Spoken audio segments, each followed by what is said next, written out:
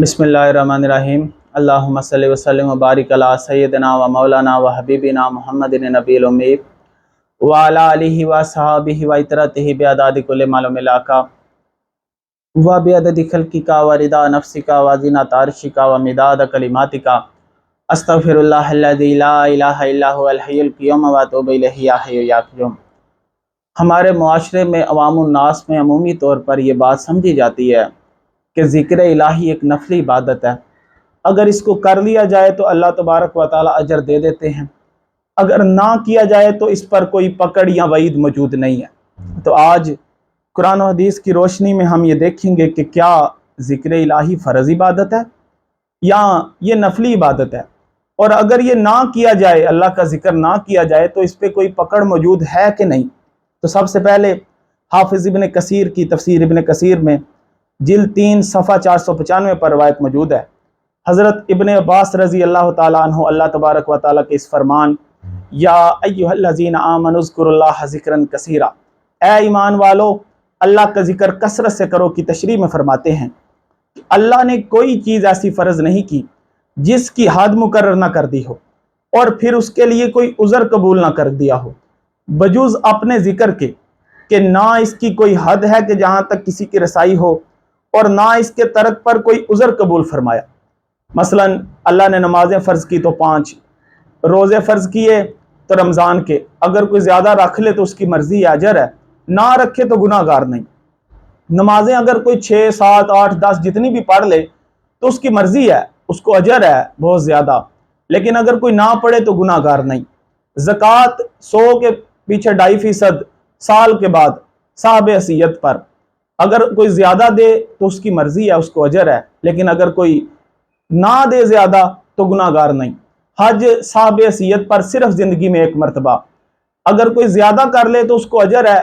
اگر کوئی نہ کرے زیادہ مرتبہ تو گناہ گار نہیں۔ لیکن ذکر کی باری ایسا نہیں فرمایا، بلکہ فرمایا ذکر اللہ کا کثرت سے کرنا ہے، نہ 10 مرتبہ، نہ 20 مرتبہ، نہ 100 مرتبہ، نہ 1000 مرتبہ، بلکہ فرمایا اس کی کوئی حد ہی نہیں کہ جہاں تک کسی کی رسائی ہو۔ یہ 1000 مرتبہ بھی کریں تو تب بھی تھوڑا ہے، یہ لاکھوں مرتبہ بھی کریں تو تب بھی تھوڑا ہے، یہ اٹھتے بھی کرنا ہے، یہ بیٹھتے بھی کرنا ہے، یہ مجلسوں میں بھی کرنا ہے، یہ رستے پہ چلتے بھی کرنا ہے۔ اور پھر رسول اللہ صلی اللہ علیہ وسلم کا فرمان امام محمد بن حبان نے اپنی کتاب صحیح ابن حبان میں رسول اللہ صلی اللہ علیہ وسلم کا فرمان نقل فرمایا کہ حضور نے صحابہ سے فرمایا کہ قیامت والے دن اللہ اعلان کرے گا، آج اہل محشر کو پتہ چلے گا کہ اہل کرم کون ہیں۔ تو صحابہ نے عرض کی یا رسول اللہ اس دن اہل کرم کون ہوں گے؟ فرمایا اللہ کی مسجد میں اللہ کے ذکر کی محفلیں لگانے والے اس دن اہل کرم ہوں گے۔ اور اسی کے اگر اپوزٹ ہم دیکھیں کہ کوئی اللہ کے ذکر سے اگر اللہ کی مسجد میں روکے تو اس کے لیے وعید کیا ہے، تو اللہ تبارک و تعالی سورہ بقرہ آیت نمبر 114 میں ارشاد فرماتا ہے اس سے بڑھ کر ظالم کون ہے جو اللہ کی مسجد میں اللہ کے ذکر سے روک دے، اور آگے فرمایا ان کے لیے دنیا میں بھی رسوائی ہے اور آخرت میں بھی ان کے لیے خسارہ ہے۔ پھر اللہ تبارک و تعالیٰ نے قرآن پاک میں ارشاد فرمایا یا ایھا الذین آمنوا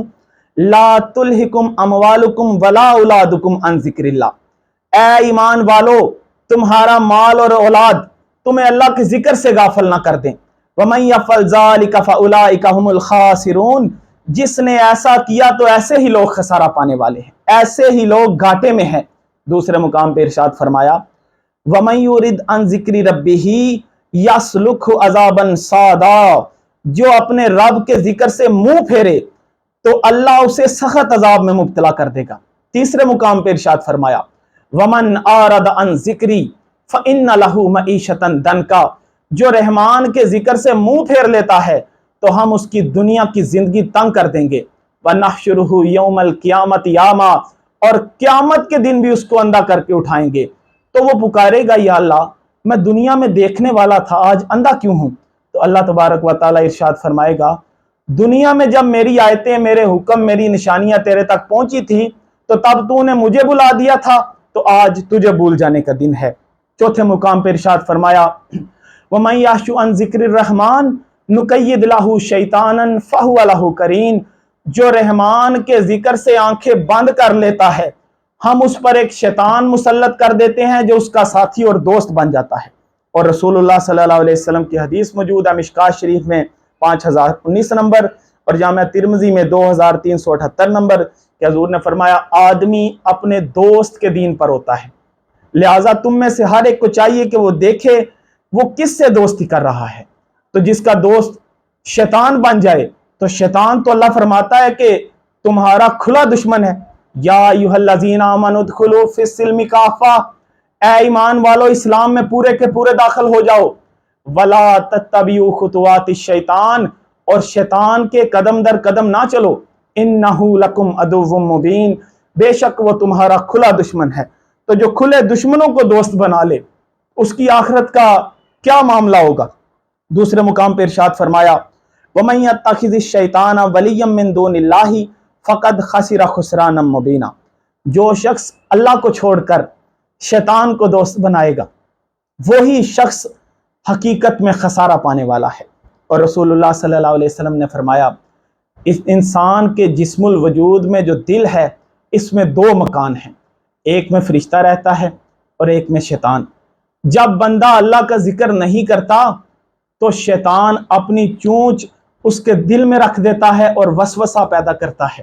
پھر رسول اللہ صلی اللہ علیہ وسلم کا فرمان صاحب مشکات شریف جلد اول صفحہ 381 پر اور سلسلہ صحیحہ میں 2931 نمبر حدیث کا نمبر ہے کہ حضور نے فرمایا لوگ کسی مجلس میں بیٹھے اور وہاں بیٹھ کر انہوں نے اللہ کا ذکر نہ کیا اور اٹھ کر چلے گئے تو یہ ایسے ہی ہے جیسے وہ مردہ گدھے پہ بیٹھے، اور ان کا یہ بیٹھنا قیامت والے دن ان کے لیے حسرت بن جائے گا۔ فرمایا بندہ کسی رستے پر چلا اور وہاں چل کے اس نے اللہ کا ذکر نہ کیا تو یہ چلنا اس کے لیے قیامت والے دن حسرت بن جائے گا، اور بندہ اپنے بستر پر لیٹا اور وہاں لیٹ کر اس نے اللہ کا ذکر نہ کیا تو یہ لیٹنا قیامت والے دن اس کے لیے حسرت بن جائے گا۔ اور پھر آپ دیکھ لیں کہ قرآن پاک میں اللہ تبارک و تعالیٰ نے جو عقل مندوں کی نشانیاں بیان کی ہیں کہ عقل مند کون ہیں، ان فی خلق السماوات والارض واختلاف اللیل والنہار لآیات لأولی الالباب، بے شک آسمان اور زمین کی پیدائش میں اور دن اور رات کی ادلا بدلی میں عقل مندوں کے لیے نشانیاں ہیں۔ تو سوال بنتا تھا کہ یا اللہ عقل مند ہے کون؟ تو فرمایا الذین یذکرون اللہ قیاما وقعودا وعلی جنوبہم وَيَتَفَكَّرُونَ فِي خَلْقِ السَّمَاوَاتِ وَالْأَرْضِ، یہ وہ لوگ ہیں جو کھڑے بیٹھے اور اپنی کروٹوں کے بل اپنے رب کا ذکر کرتے ہیں، اپنے رب کو یاد کرتے ہیں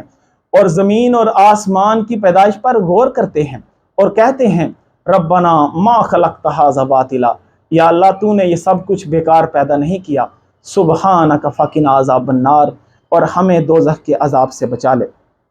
اسی طرح رسول اللہ صلی اللہ علیہ وسلم نے، طبرانی نے اس حدیث کو نقل کیا، ابن سنی نے اس حدیث کو نقل کیا، حضرت معاذ بن جبل رضی اللہ تعالیٰ عنہ راوی ہیں کہ رسول اللہ صلی اللہ علیہ وسلم نے فرمایا جنتی قیامت والے دن کسی چیز پر حسرت نہیں کریں گے مگر ان گھڑیوں پر جو اللہ کے ذکر کے بغیر گزر گئیں۔ اور رسول اللہ صلی اللہ علیہ وسلم نے فرمایا اللہ تبارک و تعالیٰ نے جب فرشتوں کو پیدا فرمایا تو ان سے فرمایا کہ میرے عرش کو اٹھاؤ۔ فرشتوں نے عرش کو اٹھانا چاہا تو عرش نہ اٹھا سکے تو اللہ نے فرمایا تم سبحان اللہ پڑھو، تو فرشتوں نے سبحان اللہ پڑھنی شروع کر دی، سبحان اللہ سبحان اللہ سبحان اللہ۔ تو سبحان اللہ کی برکت سے فرشتوں کے جسم میں طاقت آئی، انہوں نے عرش کو اٹھا لیا۔ یعنی کائنات کی ابتدا ہوئی تو اللہ کے ذکر سے، اور کائنات کی انتہا بھی ترک ذکر پر ہوگی۔ جامعہ ترمذی میں رسول اللہ صلی اللہ علیہ وسلم کا فرمان موجود ہے کہ حضور نے فرمایا جب تک اللہ اللہ کی آواز سنانے والے ختم نہیں ہوں گے قیامت قائم نہیں ہوگی۔ ترمذی جلد دوم صفحہ 16 پر رسول اللہ صلی اللہ علیہ وسلم کا فرمان موجود ہے۔ اور سورہ کہف میں اللہ تبارک و تعالیٰ نے اپنے حبیب صلی اللہ علیہ وسلم کو حکم فرمایا، سورہ کہف آیت نمبر 28، فرمایا میرے حبیب صلی اللہ علیہ وسلم اپنے آپ کو ان لوگوں سے جدا نہ کریں جو صبح و شام آپ کے رب کا ذکر کرتے ہیں، اس کی تسبیح کرتے ہیں، اسے پکارتے ہیں، اور یہ لوگ تو اس کے مکھڑے کے طالب ہیں۔ اللہ اپنے حبیب صلی اللہ علیہ وسلم کو حکم فرما رہا ہے کہ ایسے لوگوں سے اپنے آپ کو قطعاً جدا نہ کریں جو صبح و شام اپنے رب کا ذکر کرتے ہیں، اسے پکارتے ہیں۔ اور پھر آخر میں حضرت اویس کرنی رضی اللہ تعالیٰ عنہ کے حوالہ سے میں 2 روایات پیش کروں گا۔ مسند احمد میں 12009 نمبر اور مستدرک عن الحاکم میں 5720 نمبر روایت موجود ہے۔ حدیث لمبی ہے کہ راوی کہتے ہیں ہم کوفہ میں ذکر کی محفل میں جمع ہوا کرتے تھے،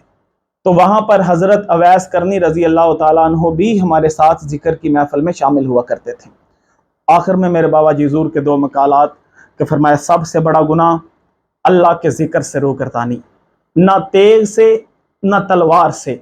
جب بھی عدو کو مارا ذکر کی جنکار سے، وما علینا الا البلاغ المبین، الحمد للہ الحی القیوم، فاللہ خیر الرازقین۔